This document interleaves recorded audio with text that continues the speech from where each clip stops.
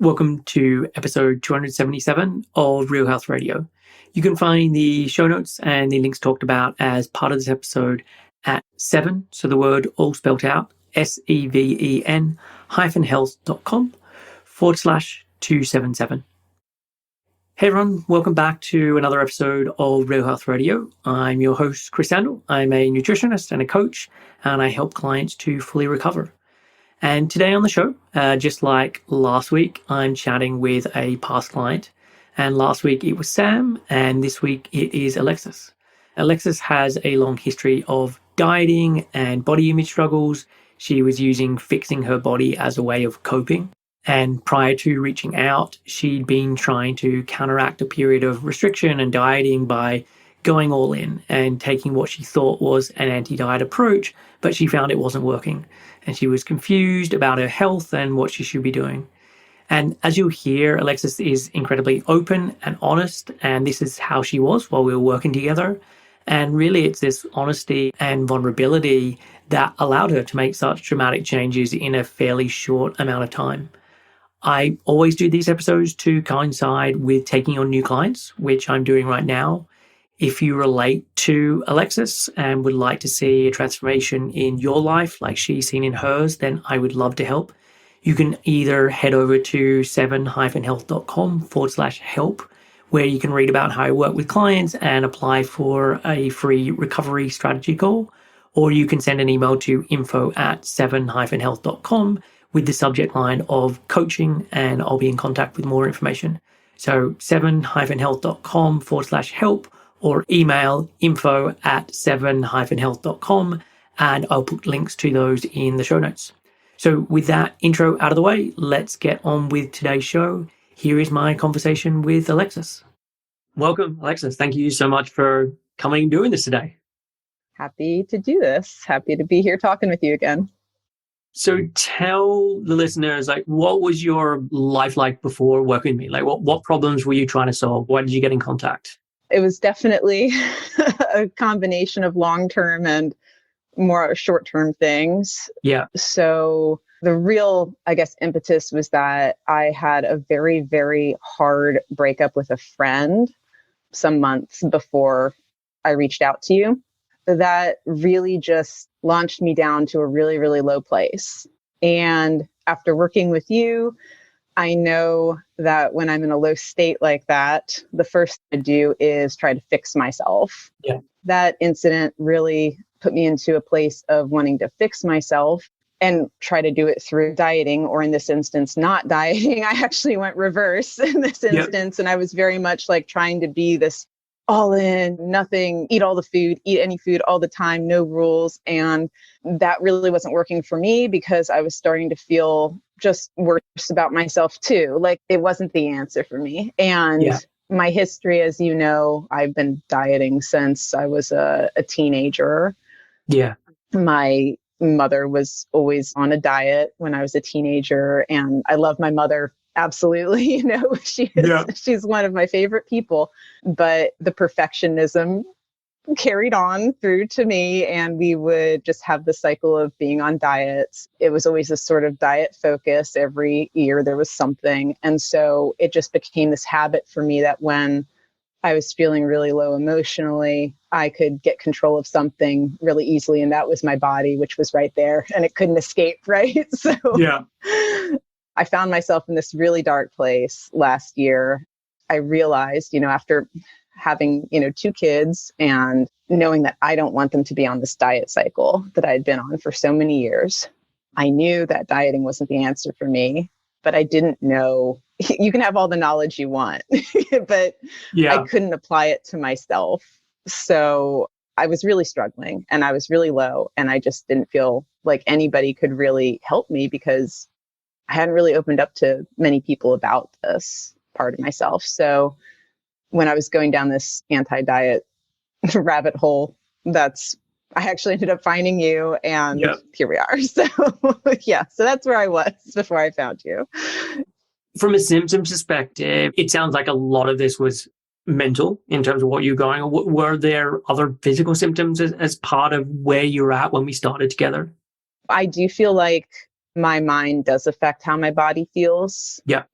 And there was definitely a disconnect between myself and my body. So I didn't feel connected to my body very much. It just felt like this heavy thing that was with me. Yeah. I wasn't giving it a lot of attention. I was ignoring it. And yeah, like there was a lot of numbing out. So yeah, like you said, it is a lot mental, but like I just wasn't even trying to like move my body. It was just something that I felt burdened with and wanted to ignore. So yeah, as far as like physical symptoms, I don't really recall anything like digestively or like, body pain wise, but really it was just more of like the ignoring of the body. And what was it like when you reached out? Like, was that a big deal? Like, I know you said you went down this anti-diet rabbit hole, you found me. I don't know, like how long that was between finding me and then reaching out. So yeah, tell me about that experience. Yeah, it was definitely a big deal when I reached out to you. So I was still trying to fix myself just on the opposite end of the spectrum, right? Like, how do I do the anti-diet right? Kind of thing. Yeah. And, just listening to so many people listening. And I think I did understand deep down that I needed personal help. I needed it on a personal level. And I did try Talkspace and that just failed miserably. Yeah. There was just no connection. I don't want to fault the people on the other side of it, but it just wasn't a good fit for me. Yeah. I talked about being on both ends of the spectrum. So I realized that I needed personal help. So I literally reached out to you. And I also reached out to we'll personalize like getting you quote unquote healthy like group. But we promise it's not a diet. Like I literally reached out to both of you at the same time. Yeah. And this is total fix it, like down the ladder, just in the hole, like Alexis at this time. And so, yeah. So after hearing you and hearing them, it really definitely clicked on what I needed. And it was not another fix it like through your body type of program. Yeah. So it was a huge deal to reach out to you. I'd never been in therapy before. I had never talked about any sort of eating issues, with anybody, any professional before. So, yeah, which is actually surprising for me to hear. The reason I say that is because there was, and there is, a real openness to you. And so it didn't feel like, okay, this was like slowly took a long time to build trust, all of it. Like you were very, very open and willing from the very start. Well, I think I had maybe it was a combination. Like I definitely felt trust from you. Like you exude compassion and honesty and trust. Like I listened to your podcast. I listened to previous podcasts that you had with people who you'd worked with. And I just really felt that trust like from the get-go with you. Yeah. So that was important. But also I had reached rock bottom, like for me, because it was like, diet. And then I was like, okay, I'm going to go so anti-diet. And that was also just another way of like fixing through what I was eating. Yeah. And so I think I was just in such turmoil, like internally, that it was like, I just realized I had to go totally open with you. Yeah. And I wasn't going to get anything back if I didn't just totally take off all of my shields, all of my armor, which I have so much of because we talked about how I'm a highly sensitive person, you know, like even talking to you, like I just tear up, like talking about these things, and it's with relief. Yeah. But, just taking all of that stuff off. When I made that decision, finally, it was like this burden had just like gotten off my shoulders and I could be very real with you. And so I looked forward to our talks because of that. Nice. And you've probably answered some of it already, but what was it about me that made you reach out to me? Like, what was it that I offered or I did that you were like, oh, I think this could be the person?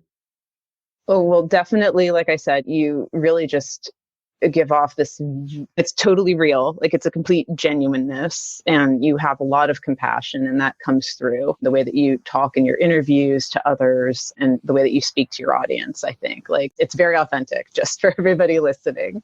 That's the same Chris that you hear on the podcast is the Chris that you're going to get talking to you when you work one-on-one.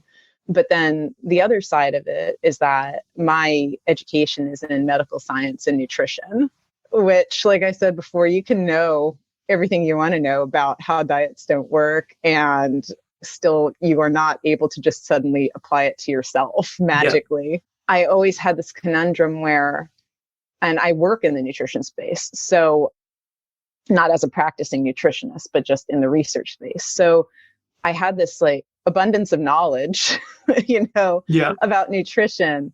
It wasn't working. There was this disconnect. So when I heard you talk on your podcast and you were addressing all of these aspects of health, and we've called it now living in the gray, where nothing is 100% good, nothing is 100% bad. That was just listening to the way that you would talk about the science of nutrition and address it in a way where you made it very clear that there didn't have to be any sort of commitment to an ideology, which nutrition can very much become ideology, right? Yeah.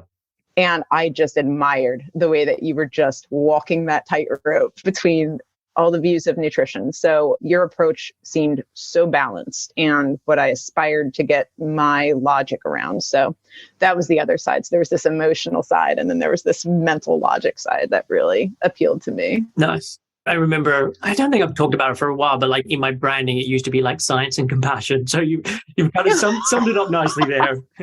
Wow. You know yourself, because that was definitely, both of it. Yeah.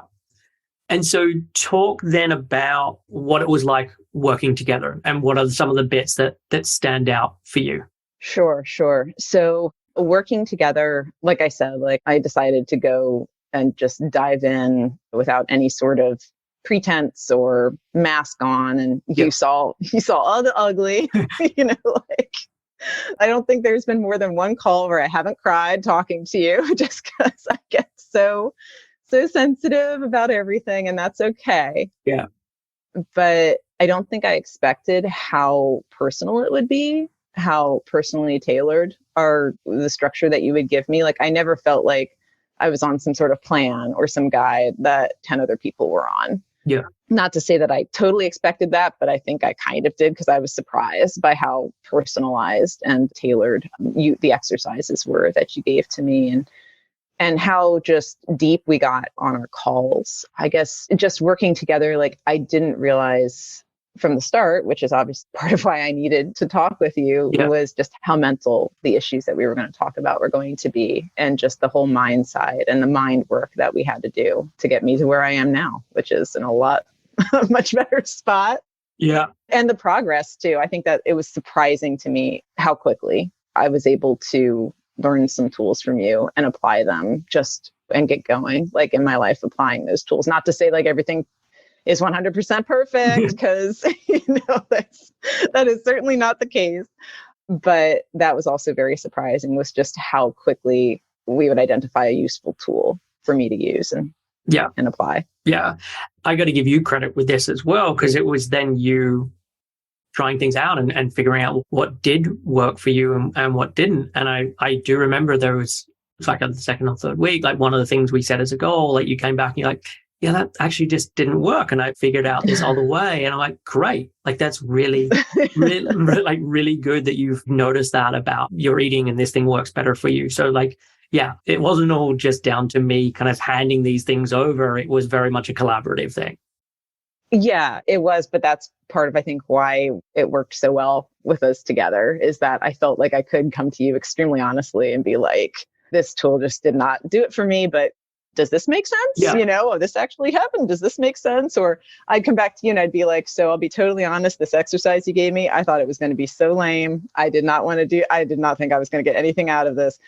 And then 2 minutes in, I was crying, and all of the thoughts and release were happening. And, it got me to a beautiful place, like that we could have those conversations. So yeah, it was good. It was really good. Nice. I want to go through your relationship with food and body and all of that, but just what stands out most for you in terms of what the best thing that's happened from us working together? Like, what is that and why is that valuable for you? The best things that have come out of us working together, like I said, are the tools that I have. So I'm never going to be completely out of this fix-it mentality, because that's just where I go when I'm in a state of high stress or high anxiety or overwhelm. But I can see it now. And I could not. It's so funny. It's just so many years of it, so many decades of that pattern. And I had never been able to come away enough from myself and gain enough awareness to see the pattern happening over and over again. Yeah. So that, I think, is just number one. Just you brought awareness to that pattern that I have. And I think that is 90% of the way you identify the pattern. Yeah. And that you're 90% of the way there to not letting it suck you in again. Yeah. Then the other 10% are the tools, right? So when we worked together, I fell into, quite a couple of fix-it traps, right? Like I never felt any guilt or shame talking to you about them because we knew they were going to happen. And it was actually great that they happened while we were working together. If I had pretended everything was perfect talking to you, then I would have never been able to walk through what to do and where I was at and how to maybe view it in a way that we've been discussing with like the stress ladder or with compassion. Falling into one of those holes when I was in a state of high stress and overwhelm, I immediately identified it and I gave myself a lot of compassion because we had talked about how I had just very low self-compassion. Yep. When we started, that was a big thing. So that was one of the tools that you gave me is like recognizing the lack of self-compassion that I could have. Yeah. Recognizing how I act in those stress states and the tools to get me out of into a more safe and social state instead of flight and fight. Yeah. Yeah, I agree. Like, I'm really glad that you had those times while we weren't together because it gave us then something concrete to then look at and explore and say, okay, cool, let's talk about this. What happened during the lead up here? What were you trying to do in terms of taking care of yourself, etc. And we were able to have a good conversation so that I think the first time it happened, it took a lot longer before there was the awareness. And then the second time it happened, the turnaround was much quicker. And yeah, it's like, as you say, that fix-it mentality is going to keep coming up again and again. And it's your brain like, hey, we've got this way of trying to make you feel safe. Why don't you do this thing? And so that thought is going to arise. It's just now you are able to recognize it more for what it is. And you have other ways of being able to deal in that moment. Exactly. Yeah. I can lay off my body a little bit and just hit pause instead of trying to take immediate action down some path that'll just put me in a cycle that I'll end up 2 steps back afterwards and not feeling great afterwards. Yeah.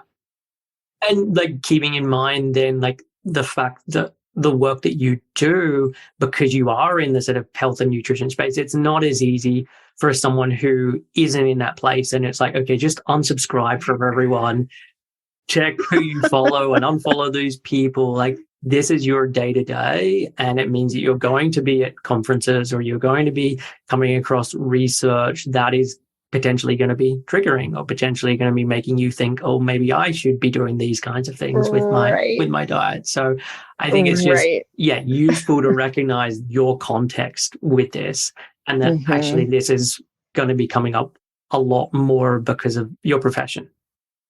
Exactly. No, I'm definitely like in the trenches. When I go to a scientific conference or an industry show, I'm just confronted with a lot of messaging all the time that I can't really avoid. So working with you helped me prepare as well. Yeah. Knowing how, we identified, how triggering these events were. Yeah. Then I would go in and I'd say, okay, I'm going to take some time in the morning to really set my mind where I want it to be before even walking in to this situation. And afterwards, I'm going to take some time to decompress. And I know afterwards, I'm not going to take any steps on anything when I'm in that high anxiety, work stress, plus all of the science logic coming at me, health and nutrition, do this, do that, it's coming at me. I can just hit pause after these.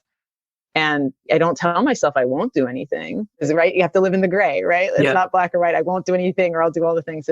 I'm going to just stay in the gray and hit pause. And then if something really does rise that I think would be actually helpful, I am totally allowed to take action on that, but helpful in all the ways. Yeah. It's not just a fix it thing. Yeah. And nothing's really risen to the top. So it's interesting. Yeah. And so what about then your relationship with food? What does that look like now? Well, It's kind of funny. When I was doing that, just eat anything I want, I'm going to eat all the things, like anytime, whatever. Like, I didn't actually have a lot of food enjoyment because I've just in the past, like my father's a chef. So, and a Persian chef at that. So that just means abundance of all the foods all the time. And I've grown up with just a really good appreciation of food. And also with my Persian culture, like if we ever got a cold, dad was boiling turnips. It was food can also help you. So there was this enjoyment of food and also this nourishment that food could bring to other aspects besides just appetite. And I definitely over many years, disconnected from that. I would come back to it a bit, disconnected. But I would say that now, after working with you, like, well, I pretty much like ignored food when we started. I didn't have a lot of investment, maybe that's the word, in my food. It was just sustenance at the time, feeding the kids, feeding the family. And then I think towards the end, I was sending you pictures. I was like, look at my beautiful breakfast I made. I'm proud of this one, like all of the fruits or all of the different components and on this plate, and it looks great. And so I think it was the same thing with my body. Like I was with food, the same place I was with my body, where it was just kind of there and a necessity. And I was just not wanting to pay attention to it very much because there was just too much going on in my mind. And I was in too low of a state and too overwhelmed and all of the things. Yeah. So my relationship with food now is much more fun. It's much more driven from my soul than from my mind.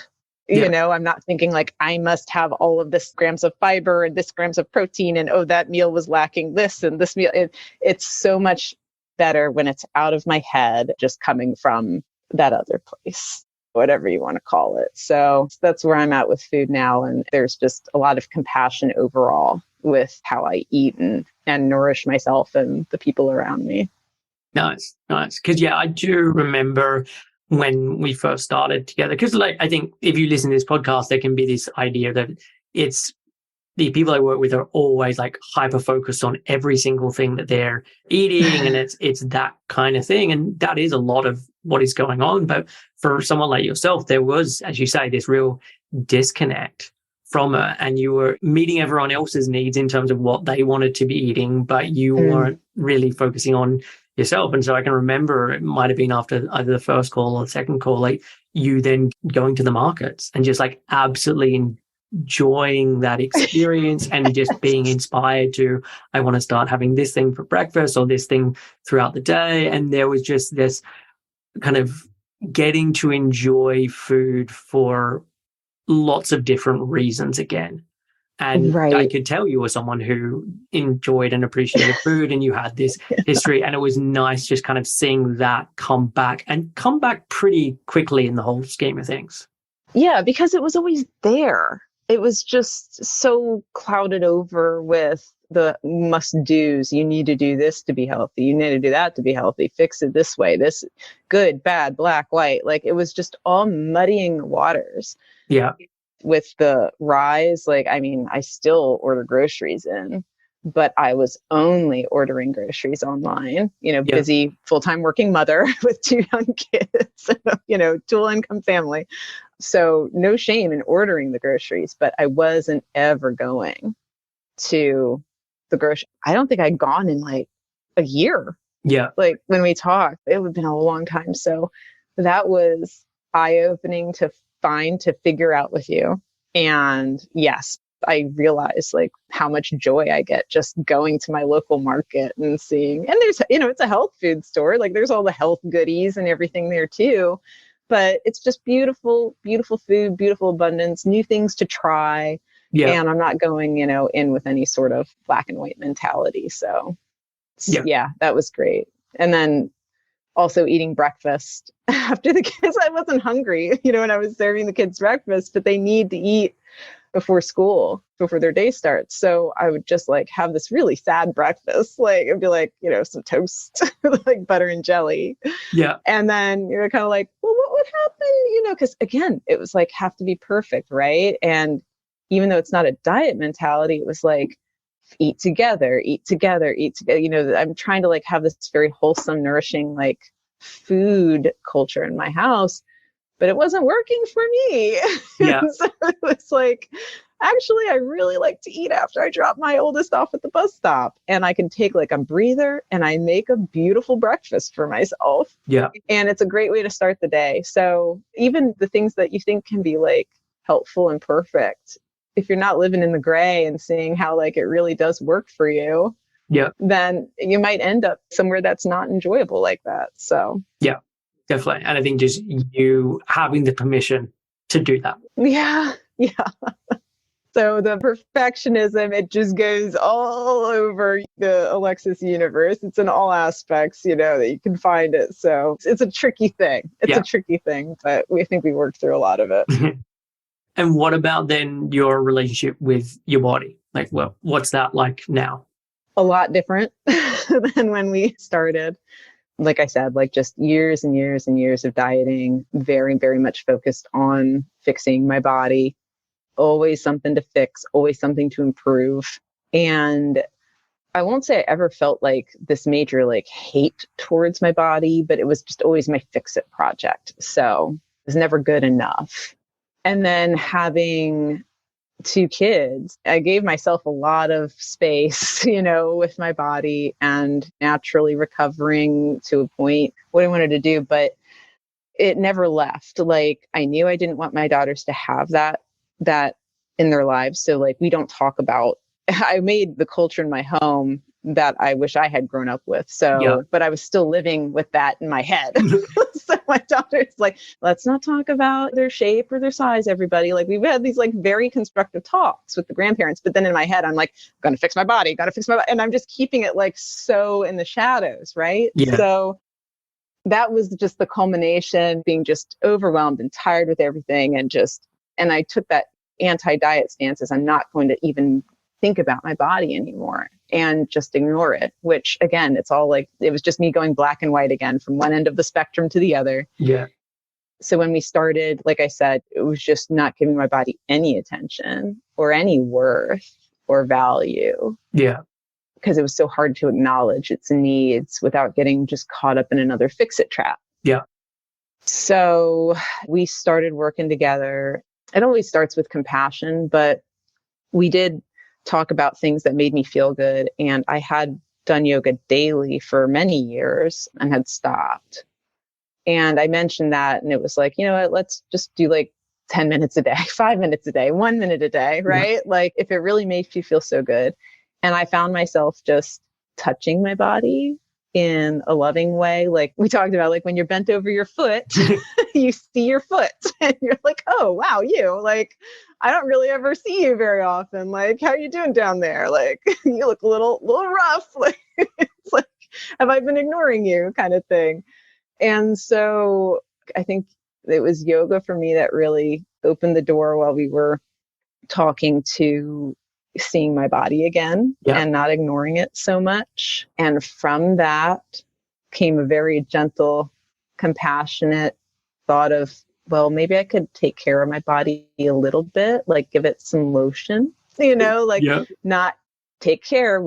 I know like that mentality immediately came into my head. Like a lot of people say, take care. And they're immediately like, fix it up and change it. And just to be very clear, that is not what I am talking about. Yeah. I'm literally talking about caring for what is, not changing what is. So I started looking at myself again. Yeah. And it wasn't triggering or causing negative feelings. It was accepting and having compassion for my body. And then we talked about too, like those hot spots of my body that would just bring really negative feelings. It was so funny, this conversation. So we were talking about my stomach and I was like, this is just a hot spot for me because like, I can't stand when it's uncomfortable. And then we went back a step and we were like, it's really uncomfortable when my pants are tight. And then we took another step back and it's like, maybe I just shouldn't wear tight pants. It's like, and then we just realized it's like, I have no problem with my stomach when I'm wearing pants that actually aren't like literally trying to cut it in half. Like I'm a short-waisted person. And so like most pants are extremely uncomfortable, like on my middle. And so it was just stuff like that we worked through. So the place that I'm at with my body now is that I think there's definitely that innate appreciation has come back. Yeah. And caring for it helps me have more compassion for it because I see it working for me. Yoga has completely reconnected me with my body. Like that's yoga for me is moving my body in a way that brings me really good feelings because it feels so good to stretch. Yeah. And when I'm talking yoga, like I'm not doing anything crazy. I am not doing any crazy poses. I'm literally just starting in my bedroom and saying what would feel good right now. And then I go from there because I have a couple of poses that I just really love. I'm not listening to a guide or anything. So like I love stretching my hips. That is a total release. I can breathe 20 times through that and I just never want to stop. And so that's what I mean about yoga. Like it really for me is just that feedback and that release and taking time just to reconnect with my body and myself. That's where I'm at now. It's a good spot. Nice. And I do like that yoga piece from my memory was we talked about this in the first session and it then became something that was just like anchored with every step along the way. And like before we talked about that fix it mentality and how that would come up. And we discovered that actually if you continue to keep up that yoga practice, even if it's just for 5 minutes or 10 minutes, even when you're away, like that little thing makes so much of a difference for you. And just that recognition, because again, we talked about this, like there's so many things that we're told that we should do. Like this thing's good for our health. This thing's good for our health. And you discovered something that is crucial for you. But most people, like that's not what the recommendation would normally be. And like the best things you can do for your health. It's not like 5 to 10 minutes of yoga in the morning is going to transform your life. But for you, it kind of does. Right. Is such a key in the foundation of my mind and feelings for the day. Yeah. And it's so funny. Like when we would come back and talk and you'd be like, so how's it going with yoga? And I'd be like, not doing it. Like, and then we'd point out, like, it's so funny how I would a low state, high anxiety, high stress, tired, overwhelmed. And that's when I want to skip the yoga. Yeah. But when I'm in that state, if I do the yoga, that is literally what opens the door to getting out of that state for me. Yeah. So it's really, really funny where it's almost that parental kindness. That's what I call it, where the non-parental side of you is like, it just doesn't feel like I can do this right now. Like, I just don't want to do it right now. And then that parental kindness is like, I promise you will feel better after you do this. It's like getting the kids in the bath. Yeah. I promise you will enjoy it once you're doing it. It's exactly what it is. It's getting kids into the bath. They fight you the whole way to the bath. And then once they're in the bath, they never want to leave. Yeah. That is literally me with yoga. I sometimes have to drag myself into the room and shut the door. But once I'm doing it, I never want to stop. But it's true. Yeah, we identified that pretty quick. And when I wasn't perfectly doing it every day, like when we were having our sessions, and we recognized the impact that it had when I wasn't and when I was. Yeah. What about with this stuff that we did together? Like, was it what you expected? Was it different? Like I said, I didn't quite know what to expect, but I think I was anticipating having more of a plan or an outline, or a guide, like here's where we're going to start and here's where we're going to end. And it was not that at all. It was just a journey together. And so every week when we'd come back and reconnect and a new discussion would happen. And I did not know what to expect in our discussions. They felt extremely unprogrammed. It was really just where was I at that time and what had happened and what was going to happen. And we would start talking from there. So it wasn't what I expected, but it worked out great. Nice. And so what advice would you have for someone who has a similar history to you? So they've got all of the dieting history, they've struggled with food and body in the way that you were. What advice would you have? I would say definitely ask for help. It's just, It's so hard. There's so many reasons that we'll come up with. And I'm just talking about people like me people who battle perfectionism, extremely sensitive people, working mothers, spouses, like just the whole, shebang. Like, it's really hard to accept that we might need help, and B, try to justify that we deserve to get help. Yeah. I was at a really low point. I would tell others in my situations, don't let yourself get to that point if you can. Like, if you do see yourself spiraling, reach out to somebody whose voice seems to connect with you. If you find them on a podcast, or see if there's somebody who, a friend recommends, if you're very open with a friend. But that would definitely be my first recommendation. I think that to reach out like that, it can help to take a moment and just assess how much self-compassion you have, because I know, like, I can't even believe that, like, I ended up reaching out to you, to be honest, because I had no self-compassion. Yeah. I had none. And so, to put it in like perspective, if your child, like, talking to other moms out there, like, if your child was a grown woman and came to you and she was telling you that she had the exact same issues that you have, what would you tell her to do? Yeah. You love this person. What would you tell them to do? You would support them with whatever help they needed. And you would say, go and talk to somebody. Yes, let's help. Let's do this for you. But then you wouldn't do that for yourself. And that is the definition of self-compassion, right? Like self-love. So if you just need to kind of step outside of yourself and see what you would do for a loved one who is going through the exact same things as you, and you find that you would tell them to talk to somebody, then there's your answer. And it's good. And it's scary to start, but it's really good. And go into it open and honest, and you'll make a lot more progress. Yeah. You were definitely sort of a good example on that one, for sure.